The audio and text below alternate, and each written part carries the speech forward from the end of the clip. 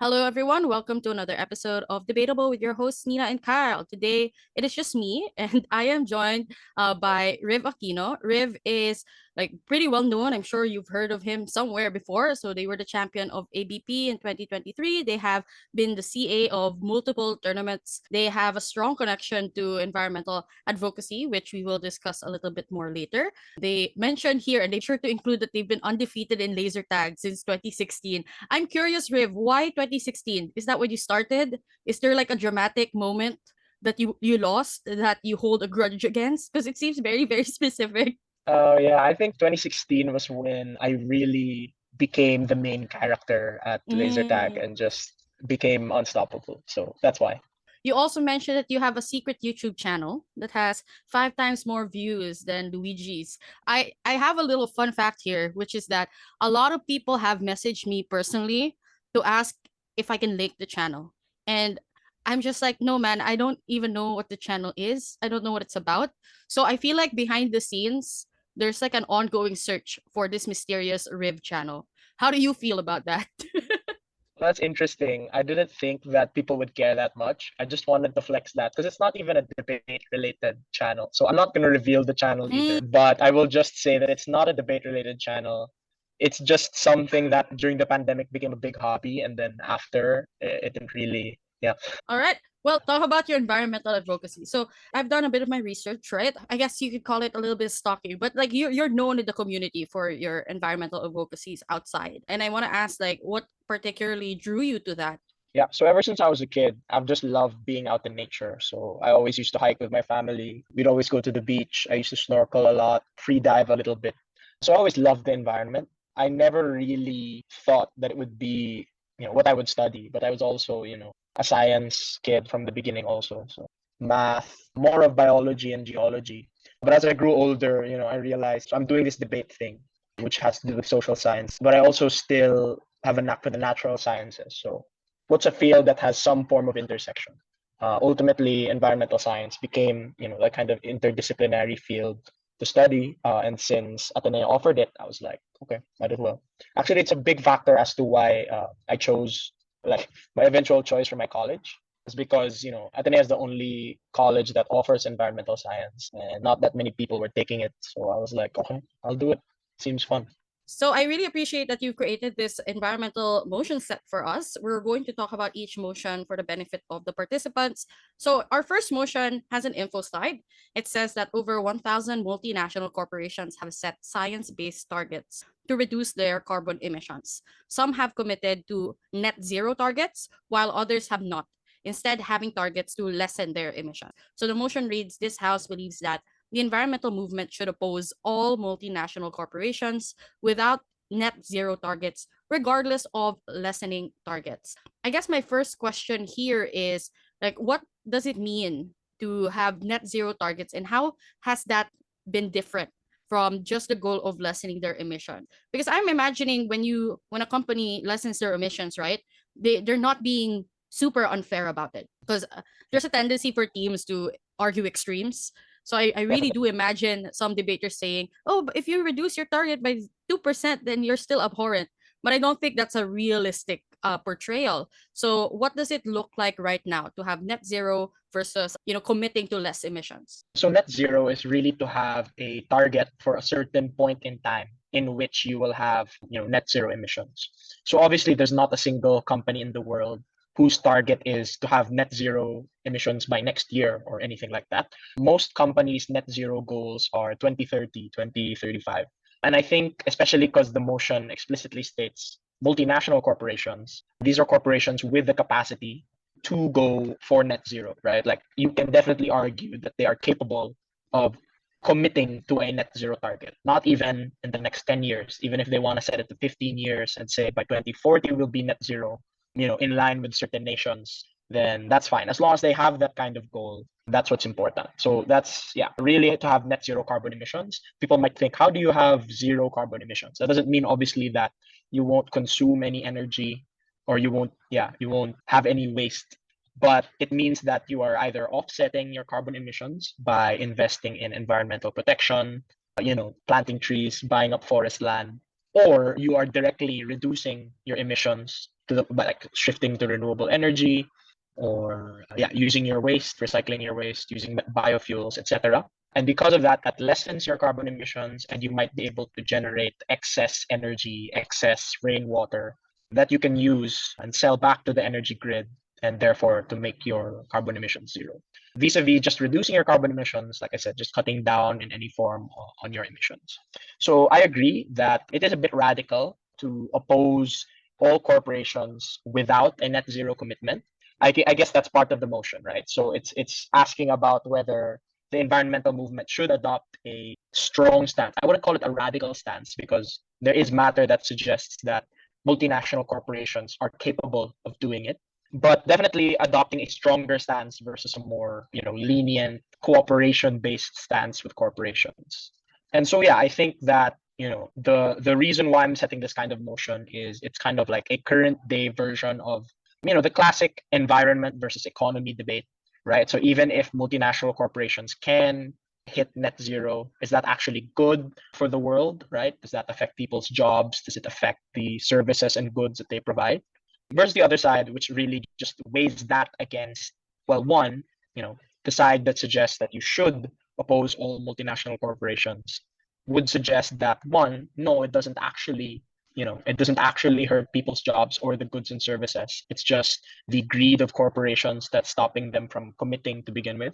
But at the same time, they can also just weigh those social and economic costs against the necessity of stronger environmental action. Because, there's a lot of science that really suggests that without net zero commitments, there's not really a hope of staving off catastrophic global warming or climate change. So Yeah, I imagine a big chunk of the debate, right, is going to be about like how does this change the activities of multinational corporations? What are some economic considerations? I am curious though, for side proposition, when you talk about the environmental movement, I think this is also an angle quite a few people might miss, because it's also a discussion of what's best for the movement to some extent. I think for prop, how do you justify like increasing to such a radical target or radical position? Because admittedly, I think OP can easily say, right, the environmental movement is kind of not popular already. They don't like it when you call out companies that they personally enjoy. Of course, though, that's not always a valid consideration, but it is one that movements have to keep in mind. So, how would you frame it from side proposition to kind of justify such a big leap, or, such a big change in what is acceptable and not? So there's a couple of considerations. So I think, for one, in terms of the reputation of the environmental movement, one important consideration is this is a stance that does, vehemently oppose capitalism, but it is specifically multinational corporations that are being asked to make the adjustments, right, and make their commitments on their own. Because the counterfactual is a lot of environmental movement that puts the burden on consumers, right, and asks the average person, oh, you should use less water, use less electricity, live a simpler life, which people push back more against, right? And so usually it ends up, for the environmental movement to achieve anything, they have to definitely demand action from someone, and putting it on the corporations is usually more acceptable to the public than putting it on the public themselves. Especially because I think net zero commitments aren't as controversial as people might think. So back then they were definitely. It was unimaginable to have net zero commitments. But now I think people, now that they've seen other companies commit, I mean, you have huge companies, you have Patagonia, you have nations, right? Like you have the entire European Union committing to net zero by 2035, I believe. You have Australia committing to 2035 net zero. And actually, Australia might even be net zero before 2035, right? So as people, and governments have really embraced net zero targets, and certain companies have as well, again, like Patagonia, IKEA, IBM, the public is kind of seeing that it is feasible, and that, it is doing a lot of good. It doesn't have to affect the economy if organizations do it well. And that's why it's not too extreme. I think another thing that you have to frame here, other than the fact that, again, it's corporations and net zero itself isn't too controversial, it's probably to explain how movements work. So like movements are inherently exclusionary. Obviously, for a movement to achieve anything, they need to have very clear principles. And I think it's abundantly clear, even though the environmental movement is decentralized, it's abundantly clear that environmental advocacy demands accountability from those most responsible, the major polluters like multinational corporations. So even to an extent, if the environmental movement becomes unpalatable, or, you know, this fervent opposition rubs some people the wrong way, I think it's an important, it's important for the environmental movement to adopt this stance, because one, the whole Overton window analysis, in which if the environmental movement pushes for, radical, like absolute net zero commitments, then what society sees as acceptable, the Overton window, will shift towards some form of stronger carbon commitments, right? Like maybe not net zero, but much stronger than some of the very tokenistic changes some corporations are taking. Then that itself is a net win, right? So the environmental movement might not become, the most popular, but definitely they are achieving their ideology more. All right, thank you. I think for right, there's a lot of different things you can talk about. You did mention the economic considerations, and I'm sure there's a lot of arguments under that that one could make. So I guess the first question is, how do you like really detail the economic harm? Because I think, when you start out in debate, it's very easy to jump to that conclusion, right? If we hinder the performances of multinational corporations, it kind of affects everyone. It affects weaker economies, it will affect the company, it affects the people that work there, all of that. But how do you like draw the process out? Because I think opposition has the burden here, right? Of proving why will, why will the movement choosing to oppose strongly, how would it even lead to all these harms? So I'm just wondering, how do you flesh that kind of argument out for opposition? So I think there's a couple of ways to go about it. Historically, there's a lot of matter on how multinational corporations respond to environmental criticism. So the first way is that, the multinational corporation just starts demonizing the environmental movement, or investing a lot of money in disinformation or lobbying against environmental action, right? So it's usually cheaper for them to hire a team of scientists to kind of disprove climate science, or paint their carbon footprint as not that bad, or paint the climate crisis as not that bad. So the best example of this is Shell and Exxon. You can definitely, oil corporations who historically lobbied for the longest time, trying to prove to people that fossil fuels aren't that bad for the environment. And I think OP can easily argue that, just in terms of cost benefit analysis, a lot of corporations will just not comply, or, fight back against the environmental movement, especially, demonizing this call for net zero commitments as more radical than it actually is.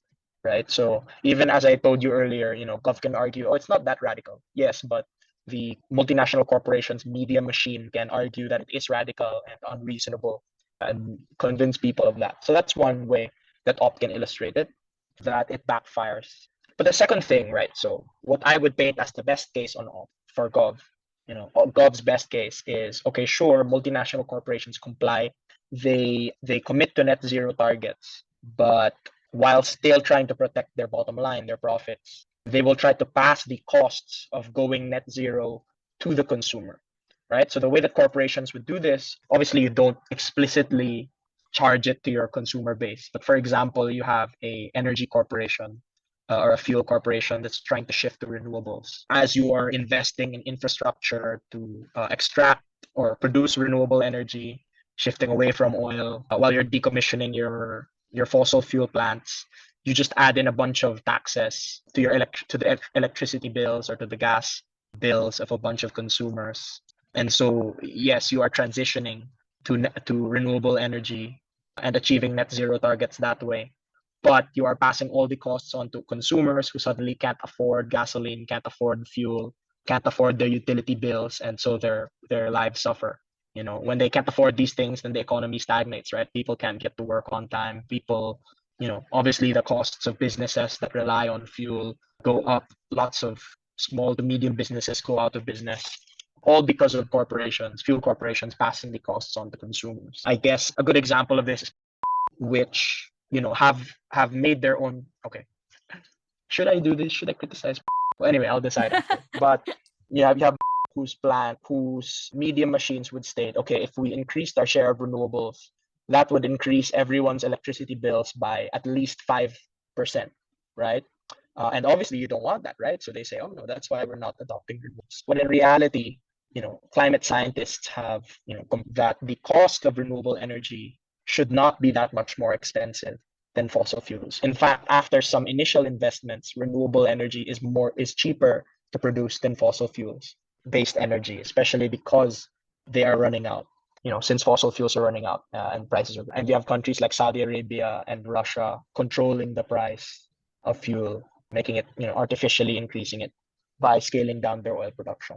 So that's the issue, right? Multinational corporations pass the costs of net zero commitments to consumers to avoid hurting their profits. And that's where the economic and social harm really comes in. Yeah, I can imagine that being a big concern, especially when we're basically pressuring them to do it. It's not going to be planned properly. If they do plan it and they try to do it hastily just to appease to the public, then the person that really gets hurt are the people down the line.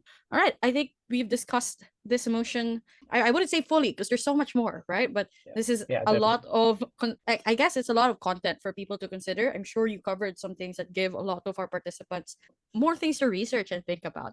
So let's move on to the second motion.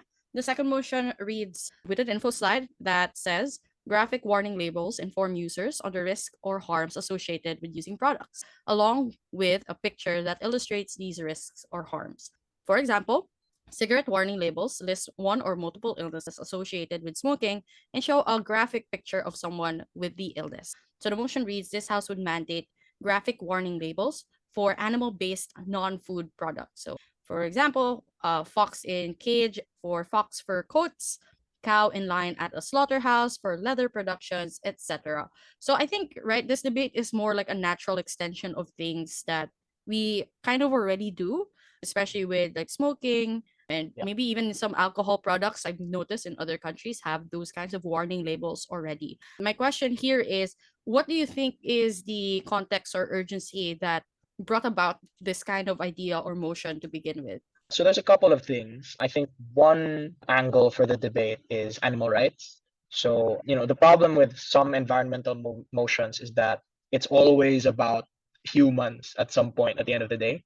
I think animal rights motions are good ways to teach debaters to, debate about the inherent intrinsic value of the environment, or if there is one to begin with. Obviously, that's a philosophical question. And I think animals is a very easy entry point for that, right? So everyone loves animals. So if ever people will argue that the environment has a intrinsic value and we should protect it regardless of how humans are affected, then animals is a very easy entry point, right? So the context obviously about animal rights, it's that a lot of products are built of industries of animal exploitation, right? So the mass produce things like fur coats because of how in demand they are. They usually have to, what's this? They really have to breed foxes in very inhumane environments, to cut costs.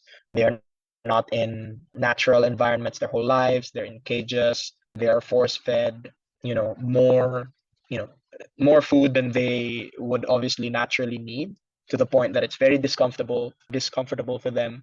A lot of animals that are raised for their pelts are actually like fed foods with hormones that make them grow extra fur, right? Or like have their skin basically loosens, right? So it's quite tragic how, just to have to produce more fur, right? Like a bigger fur pelt per fox or per civet or whatever rare animal is exploited, they make them suffer their entire lives, and right, and they can barely move because of how much fur they have, how many folds of skin are there, and they're obscuring their eyes. Obviously, with cows and slaughterhouses, the same is true. Usually, what makes leather and meat more desirable is when the animal or like the cow moves as little as possible. So it's like the quality of products of animal products is usually proportional to their suffering. And so the animal rights argument here would really just be that, okay, if we are to, stop people from from supporting such an industry, they need to understand what goes into the production of the products they have. And it's just to let them know, right? So in the same way that you should be aware of the consequences on yourself for smoking, principally, you should also be aware of the consequences you have on other beings if you are going to buy a pelt, etc. Right? So like some studies suggest that this would be effective, obviously because when people feel guilty, right? A lot of people are just very ignorant, right, of the animal industry, right? Like it's not like everyone who owns a fur coat wanted the animal to suffer. It's just really not known enough, and especially fur companies, leather companies have historically tried to downplay information about how abusive they are to animals.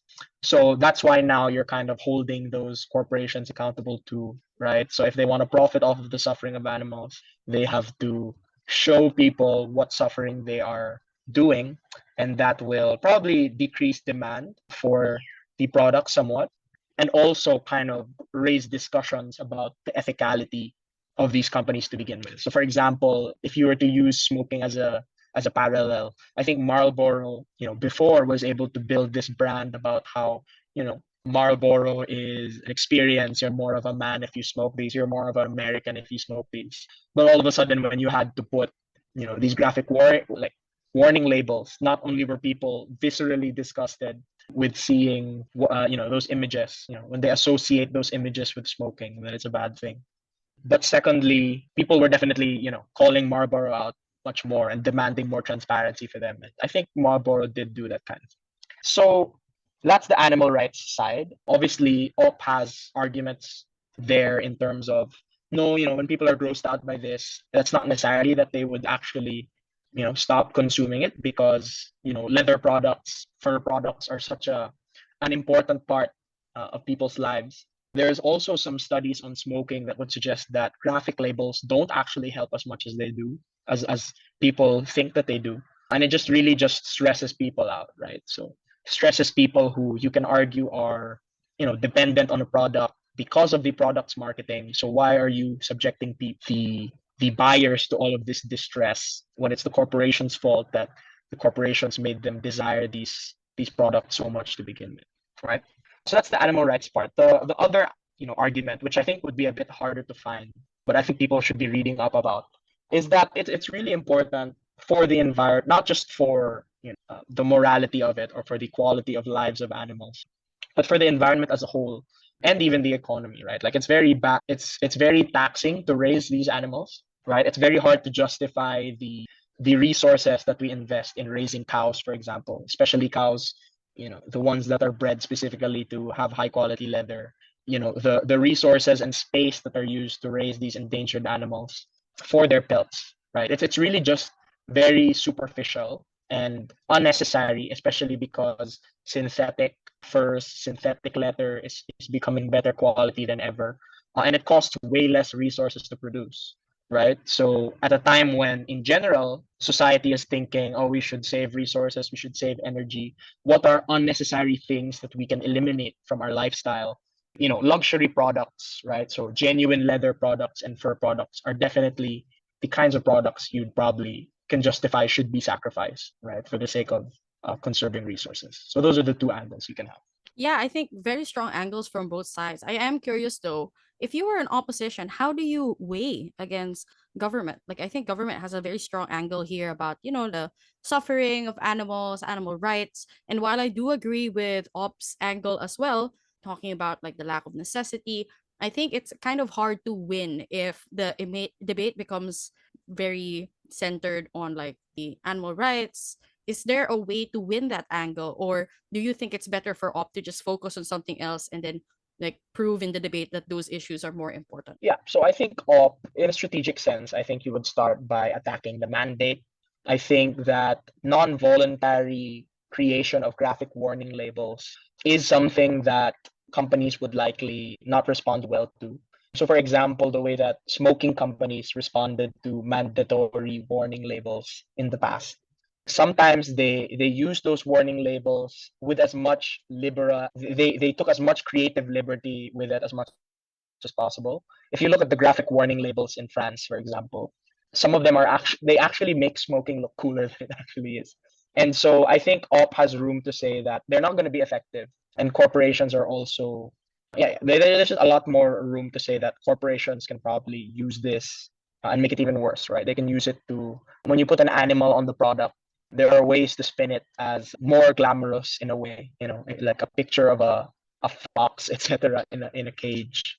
Obviously, sounds on face very disappetizing, but with the way that graphic warning labels have been manipulated in the past, op has room to argue that they're not going to be effective. In Yeah. addition to the psychology that I talked about of how they might not be effective, I think what op should say here is that it's really a burden on consumers, right? So you are guilt tripping and shaming consumers only for buying habits that have been so entrenched in them for years and years and decades, right? So furs, genuine furs and genuine leather products are very important, right? So obviously a while ago when I was talking about Gov, I characterized these leather products as what's this as luxury, unnecessary. But Op can also argue that there's a range of leather products. Some of them are quite necessary.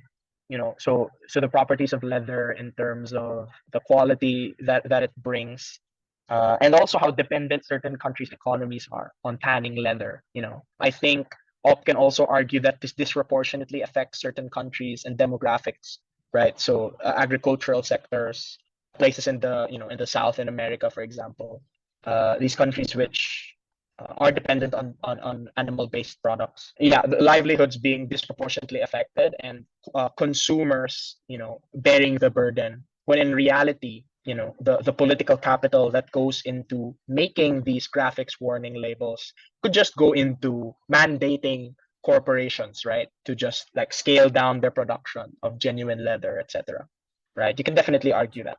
Is there also a way to kind of build on like how people will feel about it? So you did mention it slightly earlier where we're passing the guilt on to the individuals. How does op kind of prove that that's not fair? Like isn't consumption something we need to start feeling guilty about and concerning ourselves about, especially, I think leather goods or the examples here, a lot of them are often luxury. Is there a way to shift this narrative and to show like we shouldn't be guilting individuals, or it's we're kind of crossing the line here? Yeah, so I think definitely the end goal is probably getting people to consume less. I think Op can contest whether it's people's fault, really, that they consume it to a certain extent. Because I mean, as much as leather can be perceived as a luxury, etc. I mean, leather working is a millennium old industry, right? So it is deeply rooted in the culture of some countries to work with leather, etc. And I think that if you do want to guilt people, it's definitely not this way. I think there has been opposition to this kind of graphic. Anything graphic usually has strong opposition from people. I think a good example is PETA. So PETA has been very aggressive with how they kind of show images of animal cruelty, how they demonize games that even insinuate animal abuse, things like Pokemon, etc. And people just don't respond to it very well because there's not much nuance that goes into a graphic warning label on face, and there's a lot of room for people to misinterpret it and really be offended by it. And then there's just the moderates who don't really might not be educated about the whole animal rights issue, and then they see this and they're just traumatized, and they just want to get mad at the people that put those labels there to begin with, right? Not necessarily understanding that it should be aimed at the corporations, right? So I think those are good case examples that you can use on empirical evidence on people's psychology and how opposed they become to forceful guilt tripping, but also graphic label usage. Ultimately, I think that Gov does have a higher burden to justify an outright mandate, right, for the policy. Like, when do you mandate things? There's a higher threshold for that, even though on some level, animal rights argument and economic resource arguments are intuitive. It's just to meet a higher barrier to defend not just a mandate, but also specifically graphic warning labels, which are quite controversial. Right. Thank you very much. I think that was a super comprehensive discussion.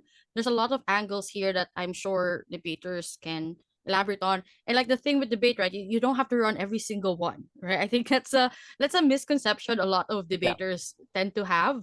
I guess it's like the mindset we get from BP debating where we gotta take as much as we can to prevent closing. But it's very different if you are like debating AP or even in BP. I feel like the strategy doesn't need to necessarily be about like running everything under the sun if you can't do it well. So let's move on to our last motion of the set.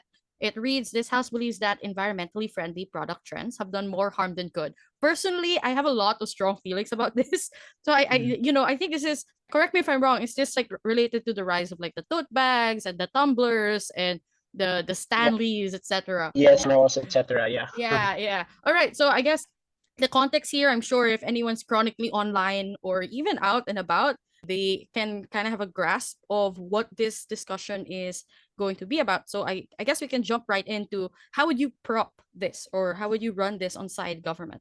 Okay, so on government, I guess it's important to, since it's a retrospective debate, to kind of talk about what the world was like before environmentally friendly product trends. Or if you don't want to give a comprehensive account on it, just explain the general life cycle of these environmentally friendly products and just be very explicit about the good that they may have done so that you can weigh it against the harm that they have done, right? So, it is one of those motions where I think it's quite intuitive for both sides. So sides would be better off not just denying that these products have done any good or any harm, but instead admitting to it immediately, kind of framing why it's not that important, right? The good to weigh against the harm, or vice versa. So on government, I would talk about the life cycle of these products. It's usually that there's a big environmental controversy, right? So it's a the turtles with straws in their noses, and we need to get rid of plastic straws, or it's so much plastic in the ocean, we need to phase out plastic and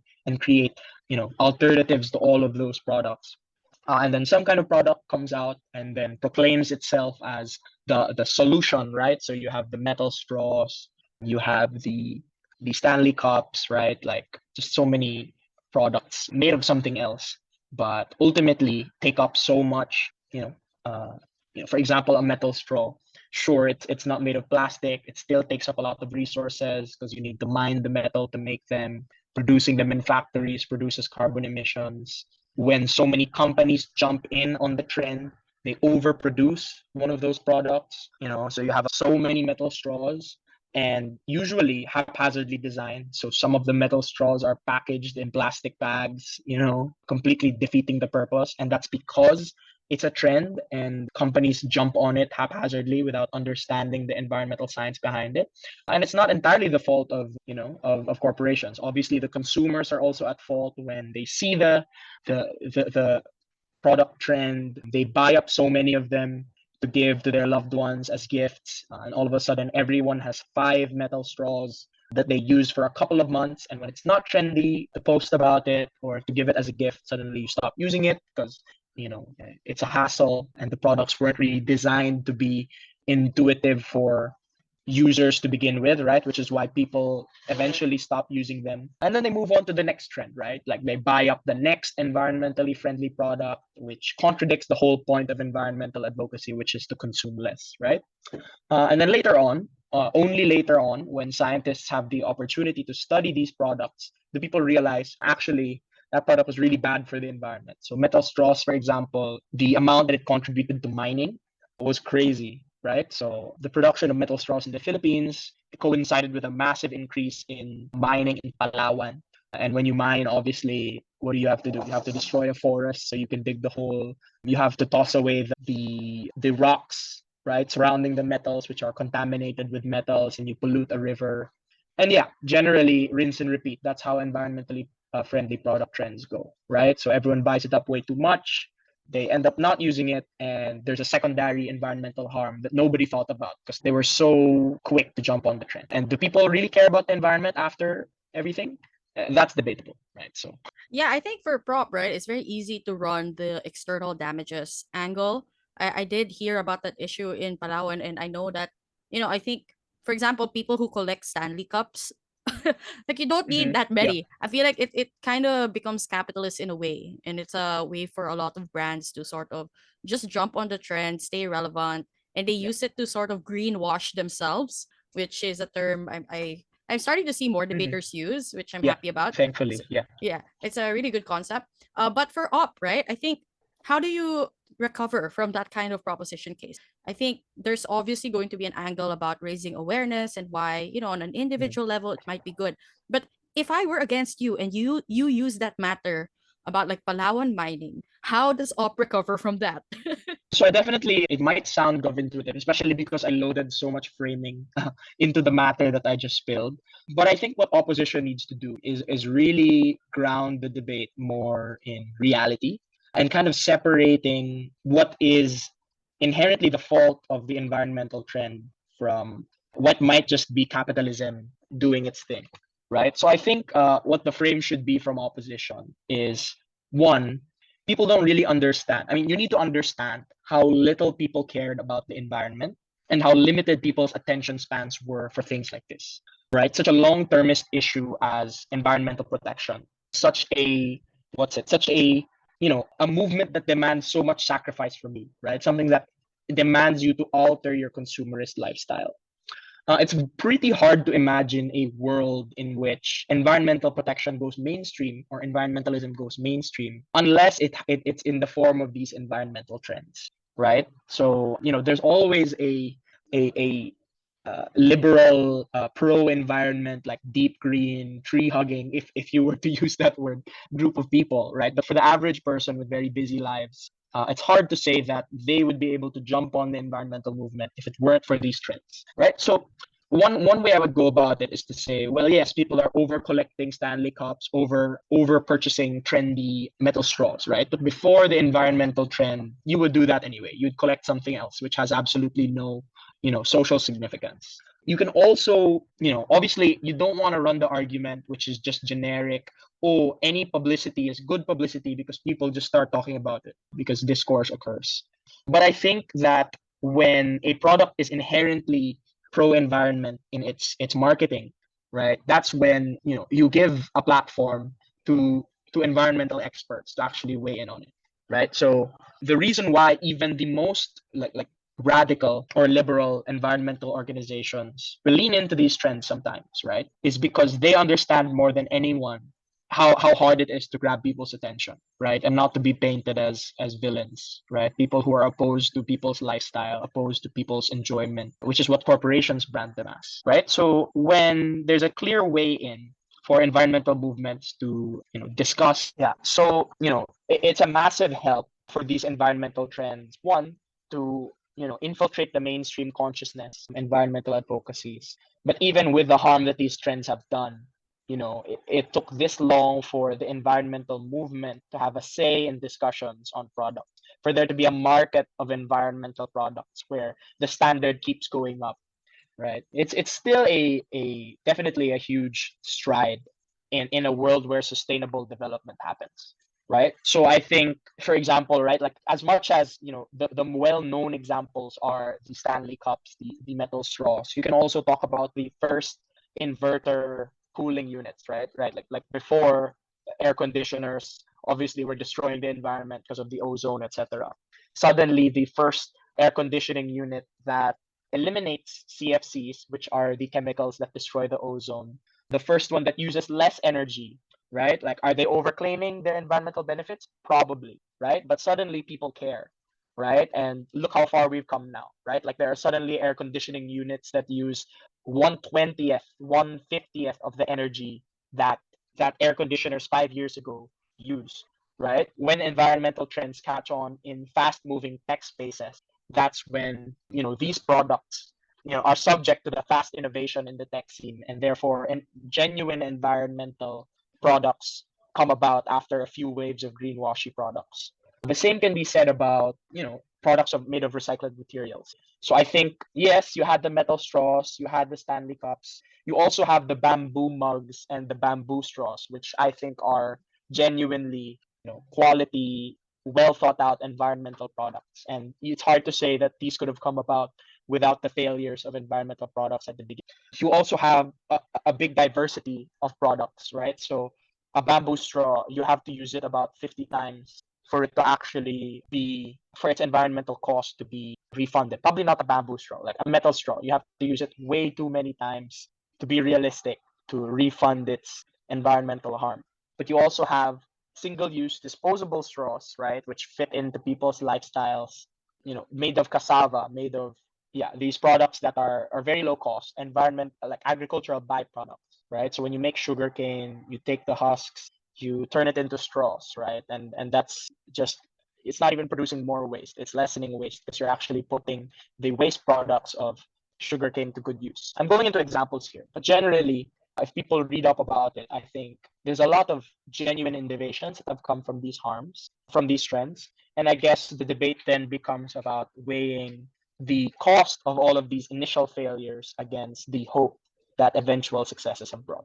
So All right. I think those are also a lot of things to consider. I don't think people realize, right, that when you create like a metal straw or maybe a tumbler, like a lot of people think that there literally no environmental cost to their creation. So even purchasing them is like a net yeah, good already.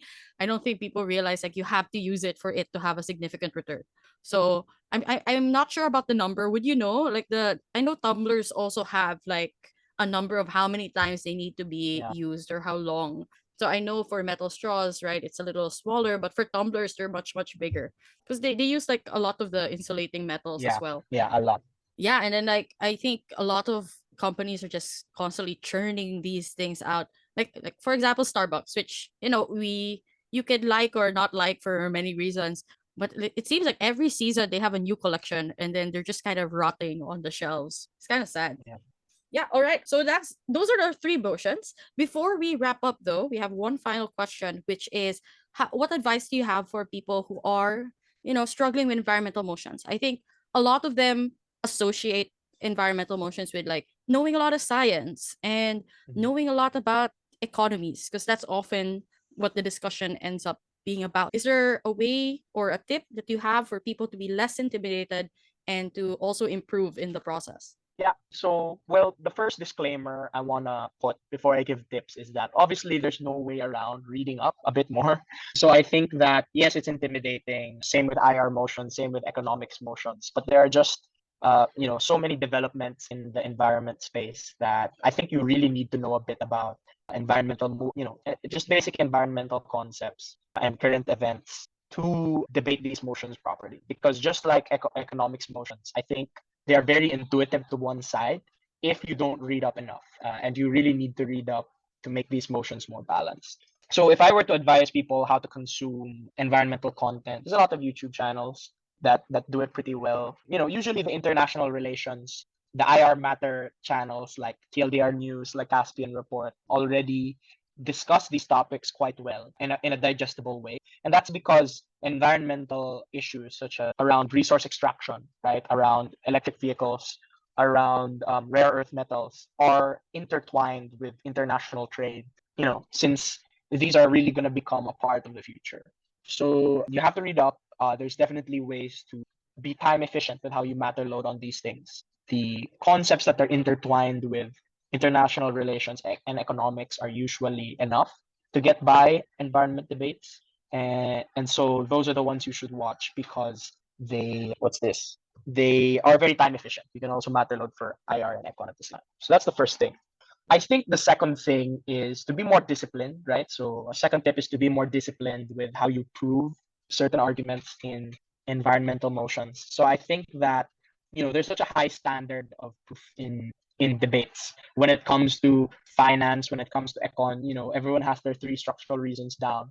But in environment motions, suddenly analysis becomes extremely simple, right? So teams usually like to generalize, oh, it's either economic versus environment. No, that's usually not the case. It's either a social cost that needs to be sacrificed for environment. No, that's not the case. I think that if teams just realize that environment debates are just as deep as economic ones because, you have a bunch of moving parts intertwined, people, profit, planet, all intertwined. And so there's a lot of creative ways to, weigh material and environment debates. There's a lot of creative ways to co-opt social and environmental and economic benefits alongside environmental benefits, and just understanding like how important the environment is to the resources that power society, how important the environment is not just to certain people's cultures but to their quality of life.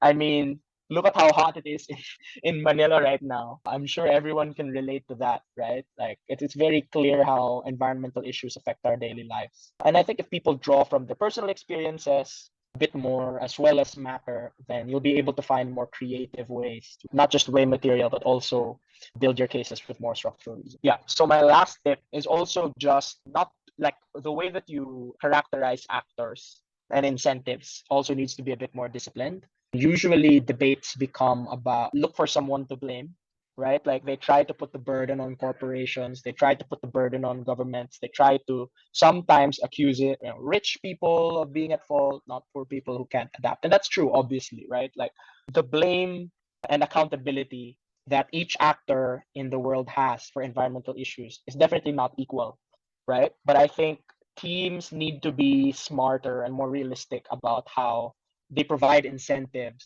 for all actors, yeah, to act in ways favorable to the environment is very important. Because as we've touched on in each of the motions, it's a combination of consumption and demand, right? So every average person has a part to play. Every corporation has a part to play. Developing and developed countries also, which is something I didn't touch on in the other motions, is usually a big dynamic, right? So which countries should be responsible for environmental action, right? Should developing countries be asked to reduce their emissions? Should they be asked to implement similar environmental action to developed ones? The answer there is yes, there's unequal blame, definitely.